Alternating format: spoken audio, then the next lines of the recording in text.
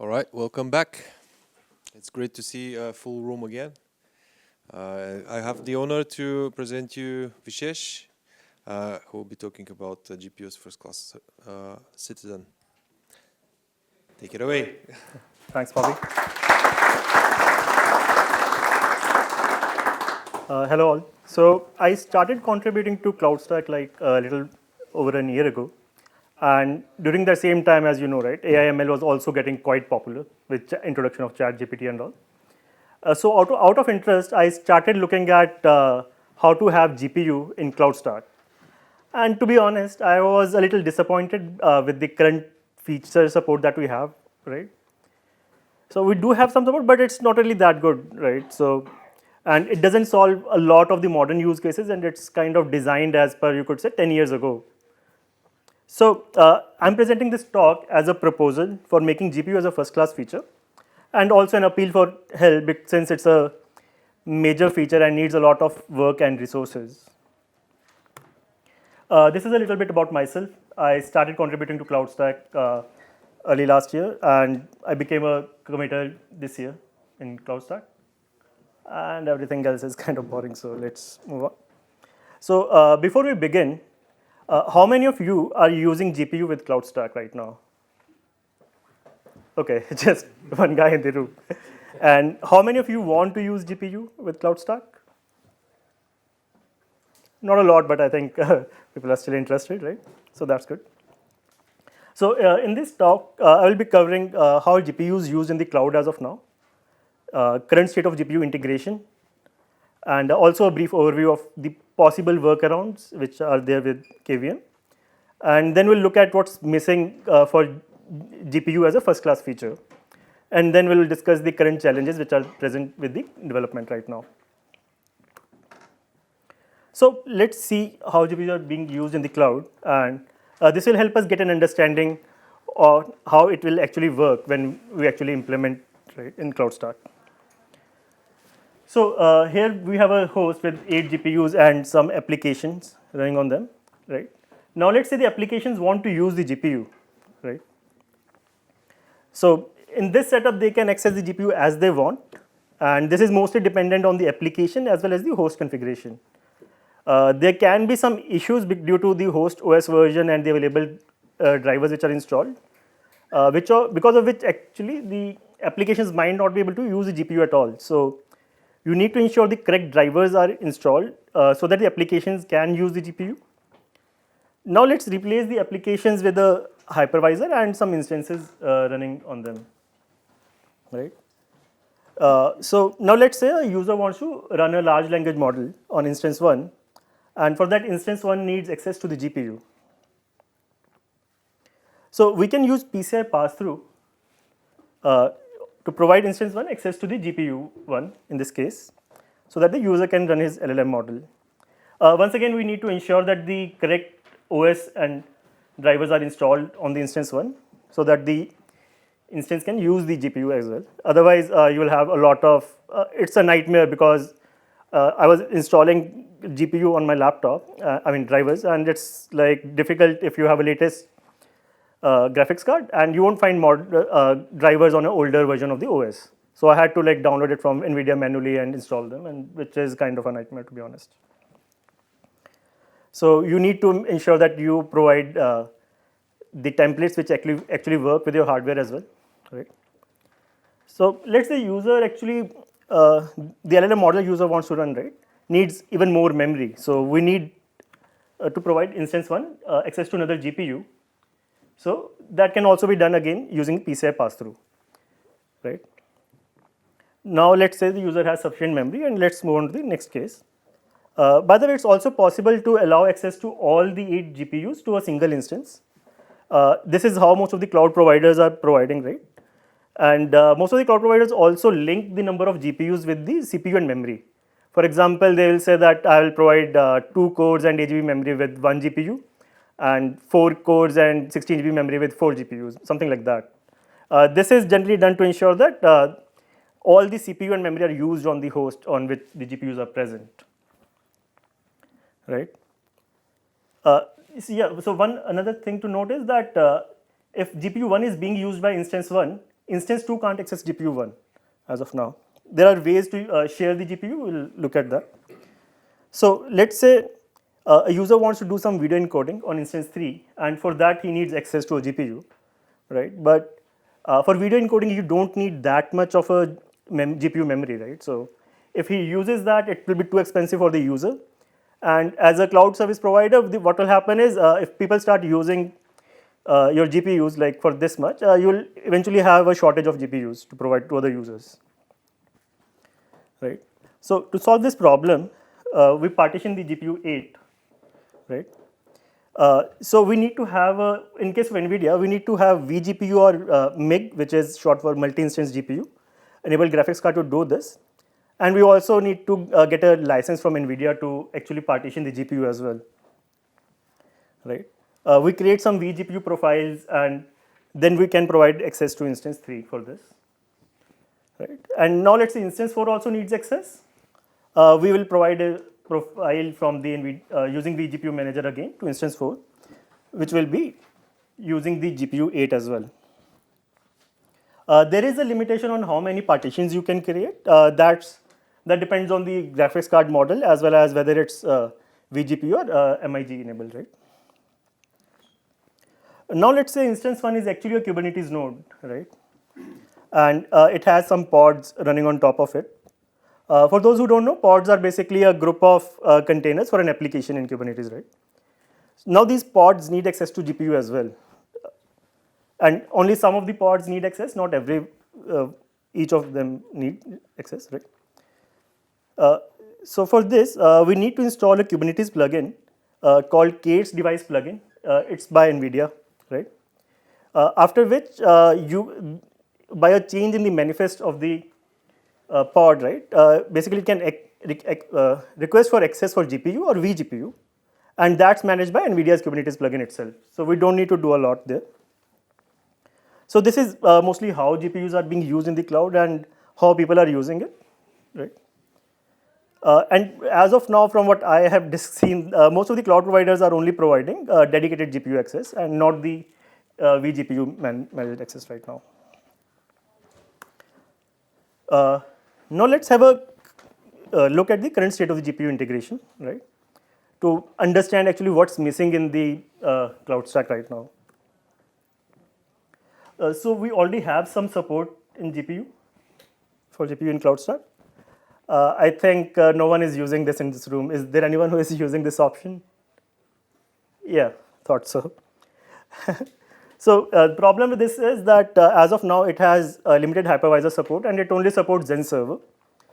And another problem is it allows access to only single GPU per VM, which isn't really suited for newer workloads, right? Which is that for AI/ML, I've seen that there are models of size like 500 GB or something. And so this is like, and maximum memory in a single graphics card is around 80 GB or I guess right now in NVIDIA H100, I guess. So this doesn't really solve the use case for a lot of people. And as some of you might already know, right, there are some workarounds possible with KVM. So let's go through them. Right. So I use these pictures from Piotr's blog. There's a link below. So we need to configure the host as well so that we can use the PCI pass-through on the attached graphics card for the host. Once you have done that, so with KVM to launch an instance with GPU, right, using pass-through, you need to provide some additional XML which needs to be added to the instance's definition before launching. So this is an example of how it looks like. Now this additional XML can be updated for a template or a VM using the update command, right? Right now this is only possible via CMK or API, and the UI doesn't really support this as of now. I think Stephen is using this approach. Is anyone else who is using this? We're actually using the Groovy script, which is the same result. Yeah.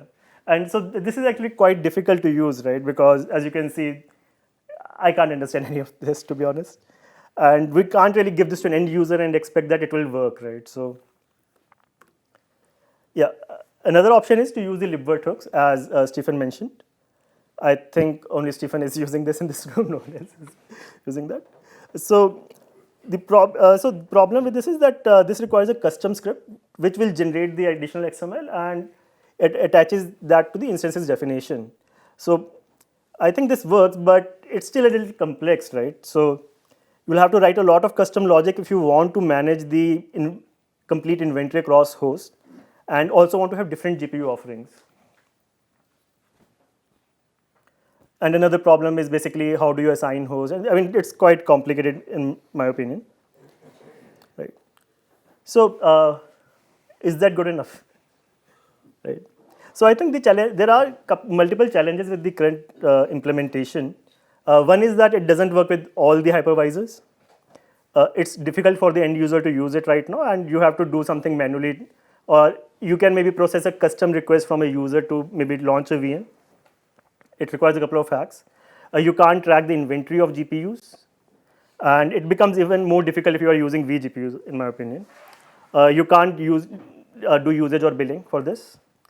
And another thing is that there is no limit for domain, project, or account. So a single user can basically use up all of your GPUs. So what's missing in the current GPU support, right? So let's first define the problem statement a little bit. I think as a user, I just want to deploy instances with multiple GPUs, nothing else, so that I can run my AI ML workloads. And as a cloud service provider, I just want to offer instances with multiple GPUs so that my user can run their instances. And I also want usage tracking, limits, and billing, right? So after going through the features provided by popular cloud providers, right, and also a discussion with my colleagues, I think these are the capabilities which are currently missing, which are needed to make GPU as a first-class feature in CloudStack. Let's go through them one by one. First is discovery and inventory management. So as of now, CloudStack doesn't have any information if a host has a GPU or and the number of GPUs on a host. So assuming that the host has been set up with the required kernel parameters and drivers and everything, right? So this is a mock-up. This is not the actual feature. So just let me be clear on that now, right? So this is what I think it should look like. So this is the host page and host details page. So you'll have two options. One is discover GPU, using which you can basically click on this button and you will get a list of all the GPU and PCI devices and their addresses. And then you can select which ones you want to link with the host. Or using add GPU, you can manually add a single GPU if you know the address and the model of the GPU, right? Once you have done that, so this is how the host listing page will look like with metrics enabled, right? You can see the total GPU devices here, GPU devices used, GPU total memory, and GPU memory used, right? Next thing we need is to create a group and offerings of GPUs, so that because now we need multiple GPUs to be launched with a single instance, right? For this, we should have GPU offerings, right? This is basically a group of offerings, basically a single GPU model and the number of GPUs that we need, right? Maybe we can also have a complex, like for example, different kind of models, right? Let's see how you can add the offering. So as of now, basically you should be able to add the name, description, GPU model, and the number of GPUs. To add the vGPU, maybe we can just enable the switch and configure that, right? Once we have the GPU offerings, we also need to allocate and assign the instances to a host, right? So let's see how this will work. So while deploying an instance, you can also select the GPU offering that you want to use with the instance. And then the deployment planner should automatically decide which host to use for the selected offering. It should also ensure that hosts aren't assigned any hosts which have GPUs aren't assigned any non-GPU instances, right? Because you don't want a scenario where you have a host where you have GPUs available but CPU and memory is not there. So that's like a complete waste. Or we can also have something like this, where you can attach the GPU offerings with disk offering, sorry, with compute offerings. Right? This is how the disk offering works. So this is similar to that thing. And launching this, any instance using this compute offering will automatically deploy the VM with that GPU offering. I think this should be configurable behind a global setting. Basically, hide this behind a global setting, because some users might want to link it with CPU and memory, as I mentioned earlier, right? Because you don't want scenarios where people can just have, like, let's say 4 GB memory and 1 core and have like 8 GPUs. I think when I was researching other public providers, I think only Google Cloud offers right now to select the number of GPUs dynamically for a VM and have a custom CPU and memory as well. So once an instance is deployed, you'll be able to see the attached GPUs like this on the details page for the instance. We also need usage reports and limits to restrict the usage of GPUs. Let's see how that would look like. So this is the new feature for the usage dashboard, right? So in this, you can basically select that GPU usage and enter the resource ID for that, and you can see that the usage for that then after that, which can then be further used for billing for GPUs. Now, as I mentioned earlier, right, it's quite possible that a single customer or team has used up all the available GPUs. Sorry. To prevent that, we also need limits on the number of GPUs as well as memory. So, yeah. So I think these are the missing capabilities which we need to make GPU as a first-class feature. Once again, this is just proposal and what I imagine the GPU integration with CloudStack should look like. And this is not perfect, and I would really like your suggestions. And I'm pretty sure your next question is probably, why haven't we built it yet, right? So I would say that the development with GPU has quite a few challenges. One is hardware is too expensive. A single NVIDIA MIG-enabled graphic card can cost anywhere around $10,000. And license cost is additional if you are using vGPUs or MIG, right? And for development, we need access to multiple graphics card as well, which can become even more costly, right? So, and then we need to integrate it with different hypervisors like VMware, Zen Server, and KVM. And after NVIDIA, I mean, NVIDIA is popular right now, and I've heard that AMD is also kind of catching up and might catch up like in a couple of years, I hope. And the cost for AMD, I've heard, is kind of, performance-wise, it's 80% of what NVIDIA is offering, but cost is quite less as compared to NVIDIA, and it's actually available from what I've heard. I'm not sure, though. But so we also need to integrate with AMD and maybe Intel as well in the future, right? So, and each of them also provide different ways of providing the vGPU or virtualization of GPUs, making this even more complex. And this actually needs changes across the project, as I already showed you. And once we have built this, this will also need extensive testing, right? So where do we go from here, right? Or how can you help? So we need support from the users and organizations who want this feature. And we also need access to different hardware and also need help with testing. Any questions?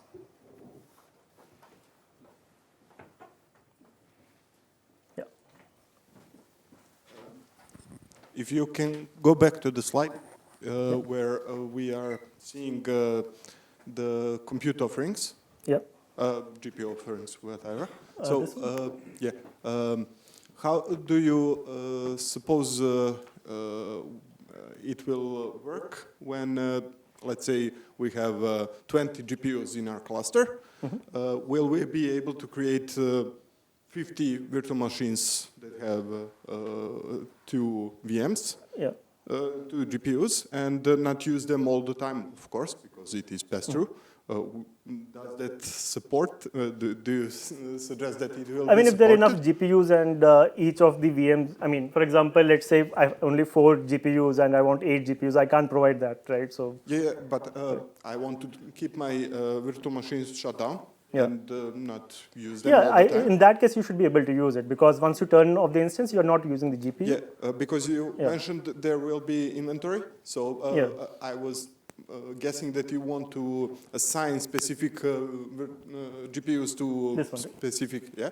So to the specific virtual machines, and I don't want to have them locked up for the time being of the Yeah, machine. once we have turned off the instance, we are no longer using the GPUs, right? So we will obviously release them, and this will come up as free then. Okay, so one more suggestion, what could be quite useful, is to have some schedule of shutting down the machines. So Sorry, I didn't get that. schedule. Schedule, yeah. Yeah. So I can we already configure have a CloudStack, feature in that we have a feature in 419 in which you can actually schedule the stop and start of the instances. Yeah. Okay. So you can use that, and it will automatically shut down the instance. That I could create a compute offering, Yeah. which will allow this virtual machine to be powered on only 6 hours a day. Yeah, so you can actually use a cron job to start and stop the instances, using which you can actually control when the instance will stop and shut down, start again. But I'm suggesting that it be combined into one compute offering. Okay. So I can choose the compute offering together with the cron job to shut down, and that way I could use one GPU and sell it to 4 clients for 6 hours a day of Okay. compute. That could be something quite useful, I guess. Yeah. Not just for me. Any other questions? Assuming this works. One question, so let's say you have, I don't know, whatever is the standard 8 or 20 or whatever number of GPUs, and you stop the VM. You know right now that we reserve, for example, CPU and RAM resources for a certain amount of time, even while the VM is stopped, and only after, let's say, half a day, we go back to the pool. So in order, if somebody stopped the VM, you want to avoid a situation when somebody just started another VM and you are lacking resources, and then the other guy who stopped cannot start anymore. So my question is basically, if you stop the VM, and do you return, let's say it was using 2 GPUs or whatever, 8, do you return this to the pool of the available GPUs on that host, or do you don't? It can go to any other host which has available GPUs. All right, but there is no guarantee, obviously, that we Yeah, will it be is. able There's no guarantee. right? For example, let's say if you use up all the SEEP codes right now, and you deploy a VM, it will fail, right? So it's the same thing here. All right. Silly question, but I guess that's already or will be part of the feature. Live migrations will be possible. No, I don't think it's possible with GPUs as of now.